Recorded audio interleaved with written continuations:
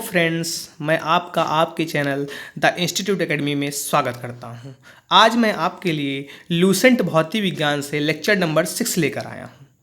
5 lecture मैंने पहले ही upload कर दिए हैं। यदि आप लोगों ने उन लेक्चर्स को नहीं देखा है तो चैनल की प्लेलिस्ट में जाकर देख लीजिए और वहां से देख लीजिए।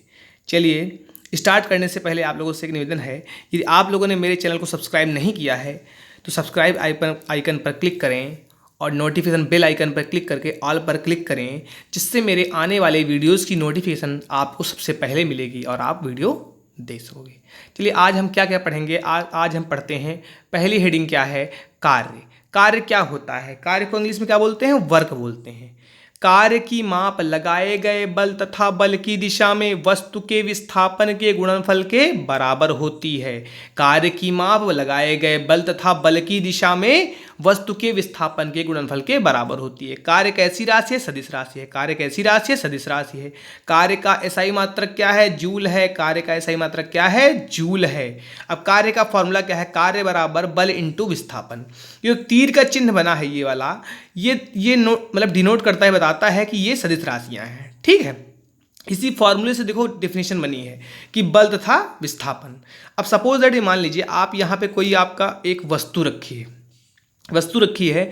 अगर हम इस पर बल लगाएंगे, इधर से मान लीजिए बल लगा रहे हैं हम, इधर से बल लगाएंगे, ये यहाँ पे मान लो रखी है और यहाँ से ये यहाँ पर आ गई वस्तु। ठीक है, यहाँ पर वस्तु आ गई। ठीक है, तो ये क्या है? ये आपका ये दूरी क्या है? ये आपका डिस्प्लेसमेंट है, यानी कि विस्थापन। ये क्या है? विस्थापन है। देखिए, दोबारा देख समझिए इसको, क्या है? देखिए, ये है, यहाँ पे इस वस्तु पर हम प्रेशर, यहाँ से बल लगा रहे हैं, फोर्स F। ठीक है, ये वस्तु यहाँ से खस कर यहाँ तक पहुँच गई। ठीक है, तो ये दूरी जो बीच की होगी, ये क्या होगी? विस्थापन होगी। तो वही बता रहे हैं कि कार्य की माप लगाए गए बल F, ठीक है, बल F तथा बल की दिशा में वस्तु के, बल की दिशा कहाँ है? बल देखो किस तरफ लग रहा है, इस तरफ लग रहा है बल। तो बल की दिशा में विस्थापन उत्पन्न हो रहा है ना, ये देखो विस्थापन यहाँ उत्पन्न हुआ। तो बल की दिशा में वस्तु के विस्थापन के गुणनफल के बराबर होती है। तो इसी से हो गया, क्लियर हुआ। चलिए आगे बढ़ते हैं। आगे क्या दिया नोट में? देखिए क्या दिया है नोट में, दिया है यदि बल F तथा विस्थापन S के मध्य थीटा कोण बनता है। यदि, क्या बोल रहे हैं, आपका जो बल F हो और विस्थापन S के मध्य क्या है? थीटा कोण बनता हो, तो सूत्र क्या है? W बराबर vector F cross vector S dot cos theta. इसको क्या पढ़ते हैं? डॉट पढ़ते हैं। ठीक है, इसको क्रॉस पढ़ते हैं, यहाँ मल्टीप्लाई नहीं पढ़ेंगे। तो ये क्या है? वेक्टर F पढ़ते हैं, इसको वेक्टर S पढ़ते हैं, डॉट कॉस थीटा। ठीक है, क्या होता है? यदि बल F है तथा विस्थापन S के मध्य थीटा कोण बनता है तो W बराबर vector F cross vector S dot cos theta. और एक चीज बताइए यहाँ पे, अगर थीटा का मान 90 डिग्री हो जाए, थीटा का मान क्या हो? 90 डिग्री। ठीक है, थीटा का मान, यहाँ देखिए, थीटा का मान अगर 90 अंश हो तो कार्य का मान क्या होगा? कार्य का मान 0 होगा, क्योंकि cos 90 की वैल्यू जो होती है 0 होती है। cos 90 की वैल्यू 0 होगी। अगर 0 से इसको मल्टीप्लाई कर देंगे तो क्या? कार्य 0 हो जाएगा। ठीक है, इससे सिद्ध क्या होता है? इससे सिद्ध होता है यदि बल तथा विस्थापन आपस में लंबवत हो। लंबवत मतलब 90 अंश कोण कब बनता है? जब कोई चीज़ लंबवत होगी। 90 अंश कोण ऐसे बनता है, ये यहाँ पे 90 डिग्री एंगल बनता है। मान लीजिए ये दोनों क्या बोल रहे हैं, अगर बल ये है यहाँ पे और विस्थापन ये इस तरफ हो रहा है, तो क्या है? दोनों एक दूसरे पर लंबवत है, नहीं है? अब अगर लंबवत हैं तो कार्य क्या होगा? 0 होगा। चलिए, ये बात समझ में आ गई ना? चलिए आगे बढ़ते हैं हम। ऊर्जा क्या है? एनर्जी, इंग्लिश में एनर्जी पढ़ते हैं।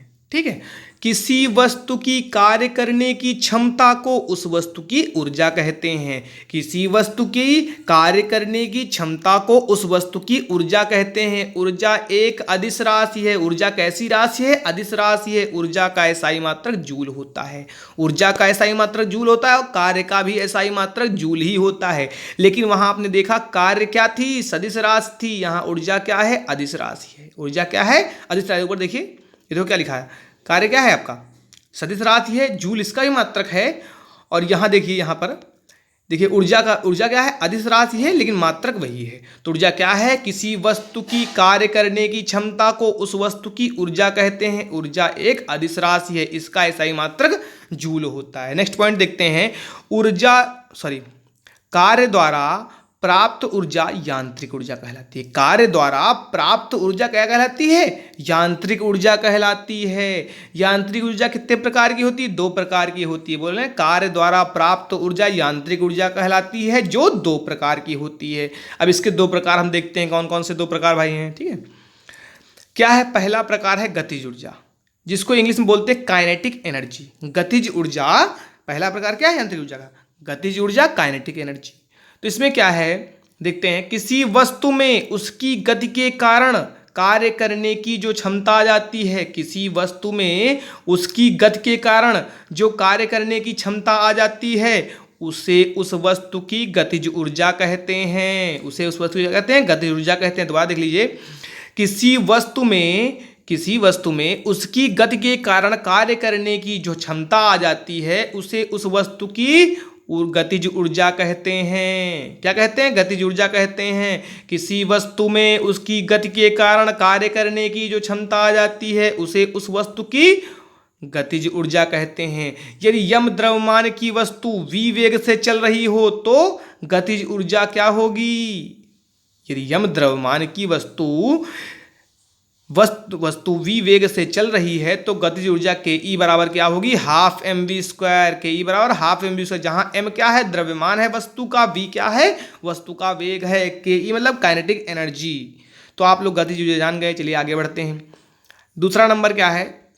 दूसरा है आपका स्थितिज ऊर्जा। स्थितिज ऊर्जा जिसे इंग्लिश में बोलते हैं पोटेंशियल एनर्जी। पोटेंशियल एनर्जी जब किसी वस्तु में विशेष अवस्था या स्थिति के कारण कार्य करने की क्षमता आ जाती है। जब किसी वस्तु में विशेष अवस्था या स्थिति के कारण कार्य करने की क्षमता आ जाती है तो उसे स्थितिज ऊर्जा कहते हैं। क्या कहते हैं? स्थितिज ऊर्जा कहते हैं।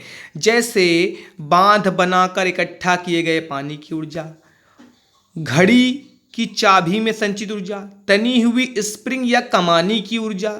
ठीक है, देखिए आपसे एग्जाम में स्थितिज ऊर्जा का उदाहरण पूछते हैं, डिफिनीशन नहीं पूछेंगे। आपसे पूछा जाएगा बांध बनाकर इकट्ठा किए गए पानी की ऊर्जा क्या कहलाती है? ऑप्शन दे दिए जाएंगे कि स्थितिज ऊर्जा, गतिज ऊर्जा और सब दे दिए जाएंगे, तो आप क्या कहोगे? स्थितिज ऊर्जा है। इसी तरह घड़ी की चाबी में संचित ऊर्जा कैसी ऊर्जा है? तो स्थितिज ऊर्जा है।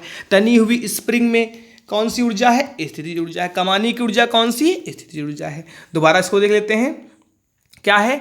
जब किसी वस्तु में विशेष अवस्था या स्थिति के कारण कार्य करने की क्षमता आ जाती है तो उसे स्थितिज ऊर्जा कहते हैं। जैसे बांध बनाकर इकट्ठा किए गए पानी की ऊर्जा, घड़ी की चाबी में संचित ऊर्जा, घड़ी की चाबी में संचित ऊर्जा, तनी हुई स्प्रिंग या कमानी की ऊर्जा, तनी हुई स्प्रिंग या कमानी की ऊर्जा। अब इसका स्थितिज ऊर्जा का व्यंजक क्या होता है देख लेते हैं हम। क्या है व्यंजक? गुरुत्व बल के विरुद्ध संचित स्थितिज ऊर्जा का व्यंजक है Pe बराबर mgh। Pe मतलब क्या?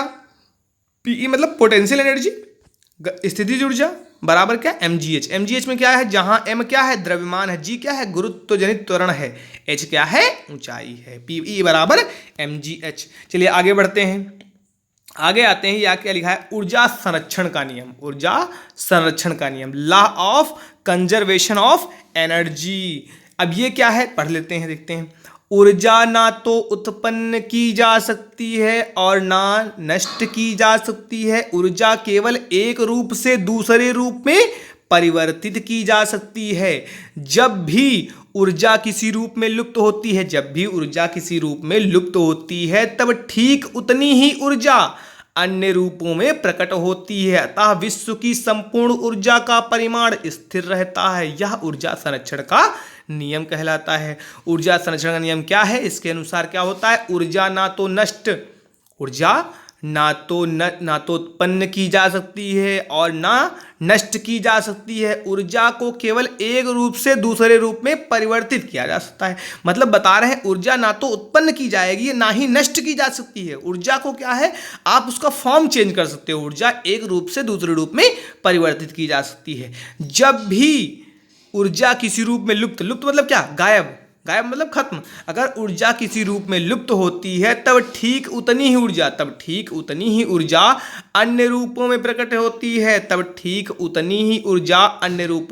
होती है। अतः विश्व की संपूर्ण ऊर्जा का परिमाण स्थिर रहता है। अतः विश्व में संपूर्ण ऊर्जा का परिमाण क्या होता है? स्थिर रहता है। यह ऊर्जा संरक्षण का नियम है। Thanks for watching my video. Please like and subscribe. आपको मेरा वीडियो अच्छा लगे तो प्लीज़ लाइक कीजिए और सब्सक्राइब कीजिए। धन्यवाद। फिर मिलते हैं अगले वीडियो में।